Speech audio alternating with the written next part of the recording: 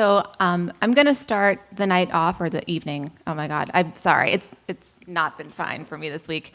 The morning off with a piece I wrote about big daddies, and it's called "It's the End of the World Karaoke." It's end of the world karaoke at Big Daddy's, and Laura takes a photo of herself for Facebook before she goes on stage. She's holding a basket of nachos in one hand and her phone in the other. After she takes the photo, she says to Javier, "Hold these," and hands him the nachos. He holds the nachos and stands there, beside Laura, admiring her long brown hair and floppy hat. She sings "Heaven Can Wait" by Meatloaf and gets the whole crowd to sing. They even hold up their lighters. Javier holds his lighter with one hand and Laura's nachos in the other. He wants to kiss her before the world burns down, and he knows it's coming. "Don't put those nachos down," Laura says to Javier as she hops off stage. She takes a chip and dips it in the cheese and bites down hard. "I'm getting us more drinks," Laura says, and before Javier knows it, she's back with 2 white Russians. Usually he drinks 7 and 7s here in Big Daddy's because that's what his father drank. And usually this guy who looks exactly like Santa Claus sings, and they drink 7 and 7s together. But he's not here tonight.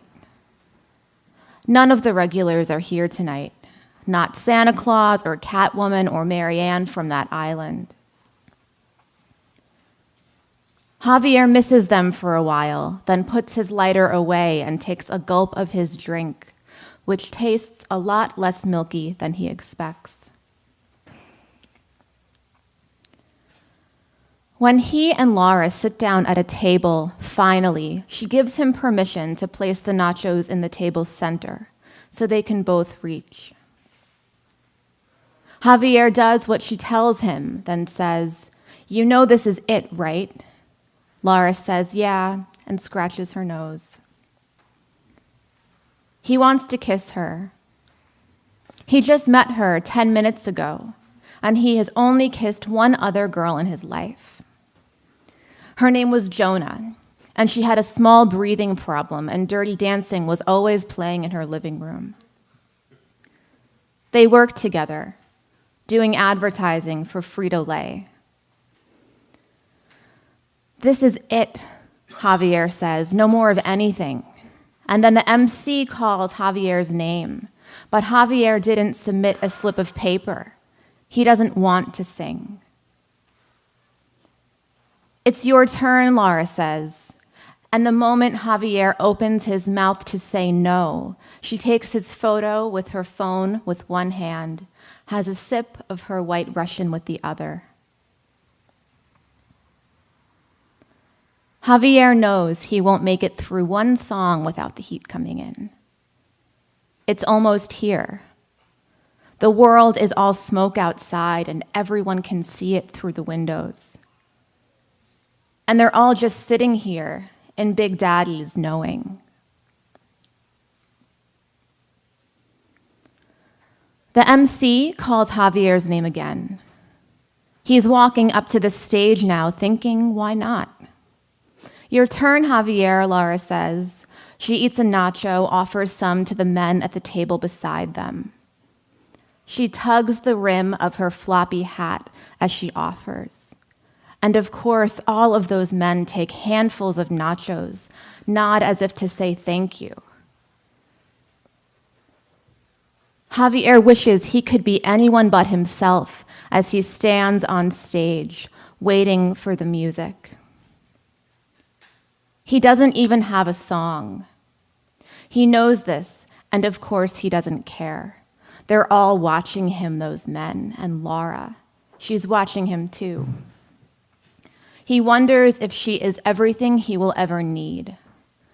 He wonders if their world will stay like this, a massive energy of relationships and music, even after everything else burns down. This place is heating up. The smoke is coming in. Javier will never get a chance to sing, to move the crowd. He never wanted a chance.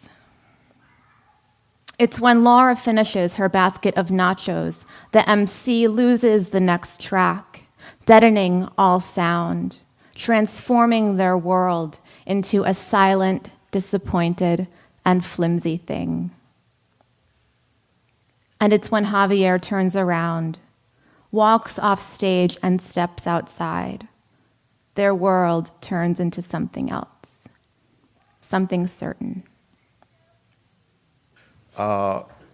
So there's this really fucking stupid thing that creative writers say, which is, oh, that setting is a character in the story, and no, it's not. And it's really intellectually sloppy. But the reason why we say that is because usually setting is just wallpaper, right? It's technically okay. It's this thing that characters stand in front of so that you see it. And when setting seems alive and interesting, we go, oh, that's different than normal, even though in the hands of a good writer, like, you take it for granted, the setting will matter.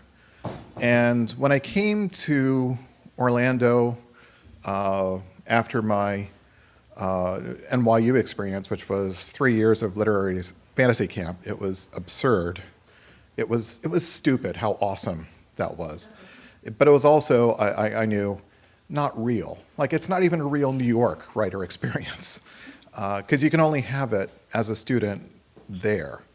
Probably Columbia too. Like, there's probably like 6 schools in New York where you can have that crazy experience. And when I came to Orlando, I actually found something like that extraordinary sense of comfort and belonging to a place that was real. And Pat Greene is a tremendous reason why it's real. He curates the art here, but basically he has curated so much of the cultural life of Orlando because despite the fact that he's a smartass, he's kind and he's curious and he's intelligent. And he just continually finds a way to keep bringing more people into the community and more voices, and my love for this man knows no bounds. So I think that's the most important thing I have to say. I was gonna try and read the Iliad.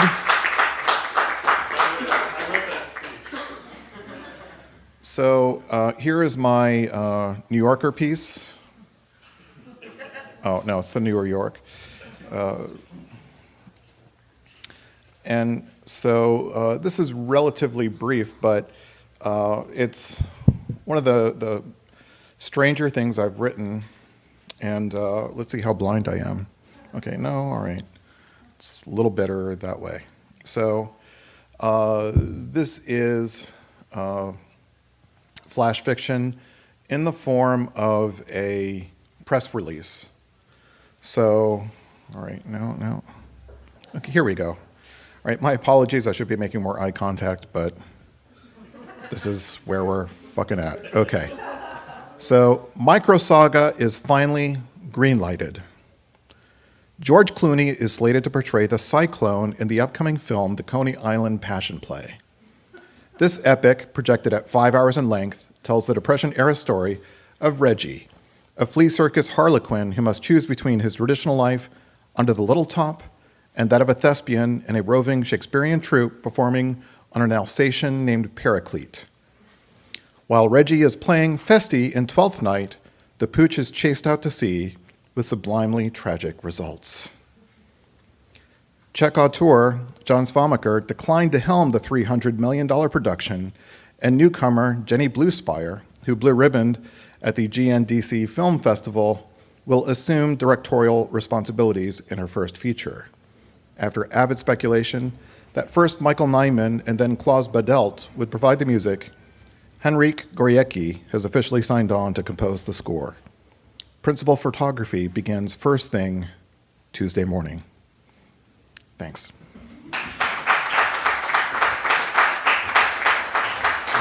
That's all good, yeah. Okay, so I want to start by saying, the first time I met Pat Greene, he thought I was 18, and I thought he was high. Our mutual friend Jocelyn, with whom I teach at UCF, had told me that I needed to get to know Pat. I was, and still am, the faculty advisor for a small group of grad students at UCF called the GWA, the Graduate Writers Association. We were looking for a place to give readings, and this was when Pat worked for Urban Rethink downtown. So I went down to meet him, and we just didn't click at all, which is funny because now I consider him a very dear friend. But he didn't realize I was faculty. He thought I was a student. And I didn't realize he was running the place. I thought he was like a bumbling assistant. So we both just crossed our wires, and I went back to Jocelyn, and I was like, I think he was high. And Jocelyn said, no, that's just Pat. But I immediately fell in love with Pat, and he did give us his space, and he's also let us use Avalon, and he's, of course, as John said more eloquently, an amazing supporter of the arts in Orlando, especially writers. So thank you. Thank you for always giving us a home. I'm going to read a short, weird thing. This I teach creative writing, and one day you ever like say something and you pause and you hear yourself say it, and you're like, I don't know if I believe what I just said. So I was teaching, all the elements of story and the essentials, and then I said, every story has to have conflict, because that's what you're taught, and that's what and then I started to wonder, and I really thought about it. I was like, does every story have to have conflict? I still don't know the answer, but I tried to write a story without one. And so this is a strange thing that came out of this. It begins with an epigraph from William H. Coles from an essay called Conflict in Literary Fiction. And the quote reads, "Conflict is the essence of drama. All literary fiction requires drama to please the reader and to succeed as a story." So my purpose in writing the story was to try to violate this. It's called The Honeymooners. The couple becomes husband and wife. The couple honeymoons, and the honeymoon goes well. The husband and wife buy a house they'll spend 30 years paying off. The price is fair. The interest rate is good. At closing, there are no surprises. The couple fights occasionally, the way couples do, but there is little yelling, no cursing, no pushing. Sometimes she cries. Sometimes the tears are his. Misunderstandings lead in time to understanding, disagreements to compromise. The couple does not fight about money. Bank accounts are merged, spending is controlled, the credit card is paid each month in full. The couple does not fight about in-laws. Their families get along fine. The couple does not fight about sex. Before marriage, the sex was good, and after marriage, the sex is good. The couple does not fight about frequency or style of lovemaking, as they have similar sexual appetites and drives. This is one reason among many that the couple married in the first place. The husband and wife drink, but not to excess. The husband and wife get high, but they do so responsibly. No one passes out or throws up in the bed. For her birthday, the husband buys the wife a rack on which to store wine. The rack is never used, and the husband, who might have resented this, does not. For his birthday, the wife buys the husband a gym membership. The gift is not meant passive-aggressively, nor does the husband receive it that way. The wife does not ask the husband if this dress makes her look fat. The husband does not ask the wife if he could stand to lose a few pounds. The wife does not feel compelled to wear makeup to leave the house. The husband does not feel compelled to dye his graying hair. The wife does not have trouble swinging a hammer. The husband does not have trouble baking a pie. Neither the husband nor the wife, when lost, have trouble asking for directions. The husband keeps old t-shirts in a drawer, and the wife does not throw them out. The husband keeps old comic books in the attic, and the wife does not throw them out. The husband owns a rare and valuable baseball card, and the wife does not throw it out. The wife spends time with her girlfriends, and the husband is not jealous. The wife talks for hours on the phone with her mother, and the husband is not jealous. The wife masturbates with a vibrator, and the husband is not jealous. Neither husband nor wife intentionally or accidentally mishears the other and in error makes some kind of huge, irreconcilable mistake. As in, "Oh, you wanted a new pool table," is not a sentence that would ever be spoken in the husband and wife's house. The husband does not record over their wedding video. The wife does not lose her wedding ring. The husband does not bet their life savings on red at roulette. The wife does not forget to renew their homeowner's insurance when the tornado is on the way. The tornado is never on the way. The husband's grandfather dies the way grandfathers do, but he was very old and the death was expected. Everyone is respectfully sad without giving over to insurmountable grief. The husband inherits the grandfather's gun. The gun is kept in a lockbox beneath the bed. The rest of the couple's grandparents die the way grandparents do. This is a thing that happens. The husband accepts this. The wife accepts this. The husband gets a new job, and the wife gets a better one. The husband does not resent that the wife's job pays more. The wife does not resent that the husband's pays less. Their money commingles in the joint account, the checkbook balanced together by both. The husband and wife discuss having a baby. The husband and wife have a baby girl. The husband, now a father, does not regret that the girl is not a boy. The wife, now a mother, does not resent the father's not wanting another child. The father is a good father. The mother is a good mother. The father is not hapless. He cooks and cleans. He changes diapers well. And when the daughter has a fever, he can tell by the daughter's skin with the kiss of a wrist. The mother is not controlling. She does not treat the father like a second child. She loves both father and daughter in a way that says she doesn't have to choose. The father is not bellicose. The mother is not shrill.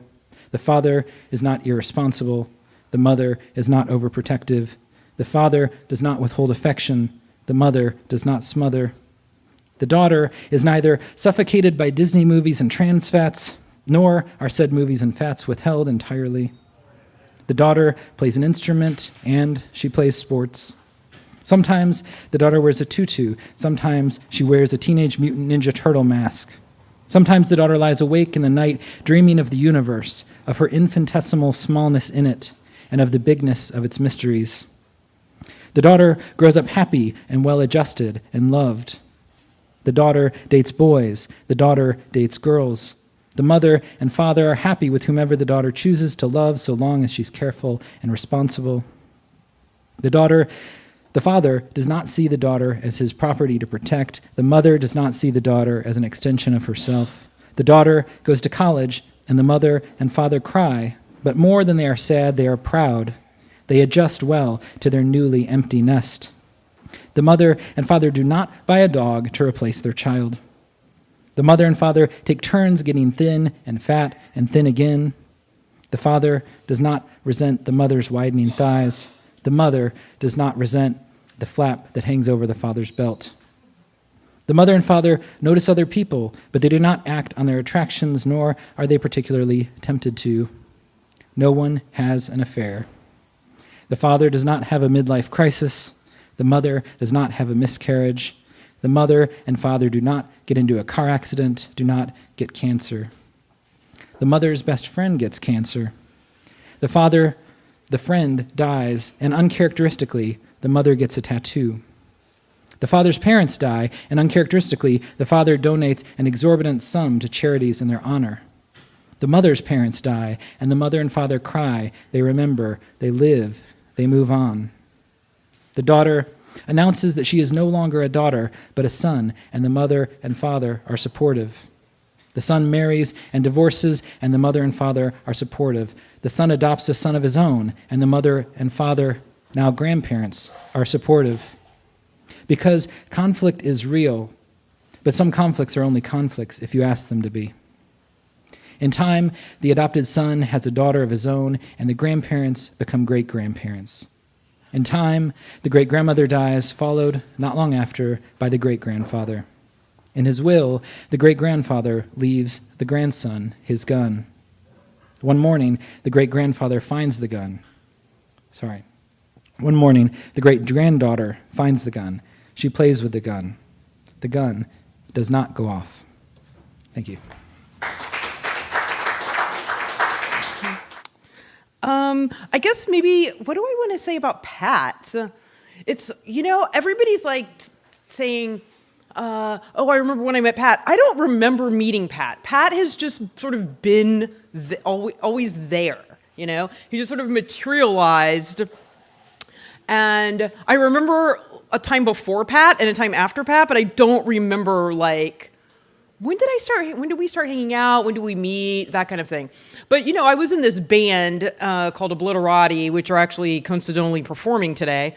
And we started in we started in 1993, or actually we started in 1996, but I started playing with the guys in 1993. And so sometime around then, Pat just started being in my life, and now I can't really imagine my life without Pat, And so, where is he? Anyway, thanks for being awesome, Pat. Okay, so I don't really know what I'm going to read. This is my book, my little story collection, which came out a couple of years ago. And I think, you know what, I'm going to read part of a story. I'm not going to read the whole thing because it's quite long. But anyway, so I'm going to read part of this longer story. I haven't read it in a while. I don't usually read it because it's quite long. But I think that I found a place that I can kind of stop it, so it'll still be maybe sort of interesting to hear the first part of it. It's actually the first story I ever published in McSweeney's.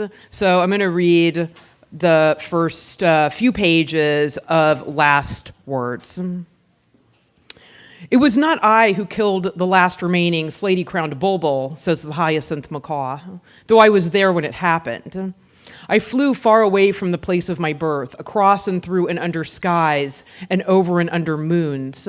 The fat figs dropped down. I opened my beak to catch them on my tongue, but they slid past and plunged into the sea, making no sound. My eye turned with the tides. The hyacinth macaw is lying, of course. Such stories. It was born here in Pickettsville and has lived here all of its life. Of that I am certain. We have not known each other very long. I won it in a bet from a lowlife. The next morning, it was delivered in a panel van by one of the lowlife's associates, a man wearing women's sunglasses and no shirt. Shaky-kneed, he climbed up my front lawn and deposited there a sagging cardboard box with holes in the top. The box shuddered. A monkey sat in the van's passenger seat holding a small plastic radio. I waved at the monkey from my front porch, having always been fond of monkeys. The monkey turned, squinting into the sun, and drawing its lips back over its teeth, spat in my general direction, something wadded and fuzzy. The hyacinth macaw says, once, a great many years ago, I belonged to a Galician brigand named Iago Otero Souza. Iago Otero Souza, when he walked, made a sound like wooden wheels bumping over stone. He was made largely of wood, except for his teeth, which were fashioned of hammered bronze. Oh, what adventures we had together, Iago Otero Souza and I. In the evenings, he took off his wooden leg and I climbed inside. When we made land at the port of Oran, I rode not upon his shoulder, but atop his lacquered head. My name then was Jorge Ponte, and I had my own quarters on board the galleon ship. Iago Otero Souza used to say to me of a silent, starless evening, Jorge Ponte, one day I will open my mouth and swallow up the sea.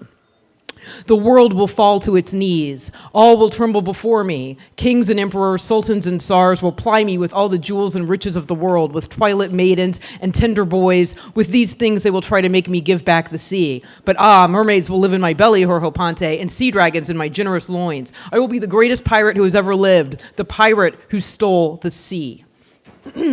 Iago Otero Souza, I would say, you are not a pirate, but a poet. Iago Otero Souza would laugh rusty bells, and his body would make a sound like wooden wheels rolling over stone. You will see, Jorge Ponte, you will see, he would say. Then he would rap me lightly on the head with his great gold-banded knuckle and feed me pomegranates, the pomegranates of the moon. I say to the hyacinth macaw, Macaw, your stories are very amusing, but that is simply not possible. No, macaw, that was not you, but another of your kind. The hyacinth macaw says, there is no difference. For the first few weeks I had the hyacinth macaw, it did not say anything at all. At the pet store in town, I purchased a large parrot cage, a deluxe model, and from the organic produce vendor in the market square, I purchased bushels of tropical fruit, which I stored in the garage. I placed branches and twigs into the macaw's cage, beaded toys, a large mirror. For several days before I was able to acquire these things, the macaw lived on top of the refrigerator. When I went to get something out of the refrigerator, a head of lettuce or a bottle of juice, it would be sitting there. We avoided making eye contact. I walked through the rooms of my house. I sat on a garden bench, afraid to go inside. I did not know what to do with such an ostentatious, frivolous thing, whose ostentatious frivolity made my shabby gray secondhand furniture appear even more shabby and gray and secondhand. The mechanical movements of its head disturbed me, swiveling on its neck as though turned by an invisible hand. The hard glossy eye, the crustaceous beak. I read once, in some book or other, that birds are closely related to reptiles. Whenever I looked at the hyacinth macaw, I could not help but see, beneath the bright and carefully arranged feathers, the dull slickness of scales. I say, it is all very entertaining, this talk of piracy on the high seas, but that simply cannot be, macaw. Perhaps you mistook the lowlife for a pirate and the panel van for a galleon ship. Perhaps you only imagined these things while you were inside the cardboard box, the wooden wheels bumping over stone, the rusty bells. It is an understandable mistake, macaw, I say. I say. But enough is enough. The macaw, lifting a palm nut to its beak, cleanly slices the shell into two neat halves and says, once, a great conference of vanishing birds was held. It was held on a very small and nameless island in the Pacific Ocean. Each of these birds was the very last, or very nearly the last, of its kind. It was on that very small, very white island that the slaty-crowned bulbul met its ultimate demise. This was, you must understand, nearly 100 years ago. At that time, I was living with my mate and child many miles and moons away in a hollow of a manduvi tree. We had yellow days and green days. On yellow days, thousands of us, all alike, would gather at the clay lick to lick up all the clay. The sound of us spread out over the cliffs and along the river where the people who lived nearby crouched dark and low. One day, I did not go with the others to the clay lick, but stayed instead in the manduvi tree. I was nursing a minor headache after eating some soft, bitter berries I had discovered in a hole dug by the locals. A bad monkey came along and jeered at me. Aurora Azul, said the bad monkey, you are a very great fool. And he slunk away, trailing his stink behind him like a kite, laughing. I say to the macaw, macaw, you know that I enjoy your stories, but you are, according to the avian veterinarian we visited, if you will recall, just last week, less than 10 years old, a young parrot. You have never lived in a hollow of a manduvi tree near a river, nor flown above cliffs, nor visited a clay lick, and you have never, I am sorry to say, had a mate, macaw. Besides, everyone knows that monkeys are not bad, but delightful. What's more, they cannot help the stink, macaw. It is not their fault. The hyacinth macaw says, I don't believe the berries had anything to do with it, despite what certain monkeys would say. I waited for my mate and child to return. When they returned, bursting with clay from the clay lick, I would nudge the dry clay from their beaks to cure my headache. I heard the susurration of footsteps among the fallen leaves, but it was not a human who appeared just then in a sudden clearing, but a bird, the strangest bird I had ever seen. It was quite ugly and dull-looking, and I trembled in my hollow, for I believed that the bird must be a kind of god, though I had never heard of any bird god, or of any birds believing in gods, or of any gods appearing to birds. The only gods I had ever heard of or known about belonged to the low-crouching humans, and their gods did not scare us in the least. I say to the macaw, macaw, I have to go to the market now. The cupboard is bare. While there, I will buy some grapes for you. Would you like the purple grapes or the less purple ones? Both, says the macaw. I cannot afford both, I say. I'm not rich, and it is expensive enough to keep you as it is. Now then, purple or less purple? Both, says the hyacinth macaw. Not both, I say. All right, less purple. Less purple it is, I say. And pomegranates, says the hyacinth macaw.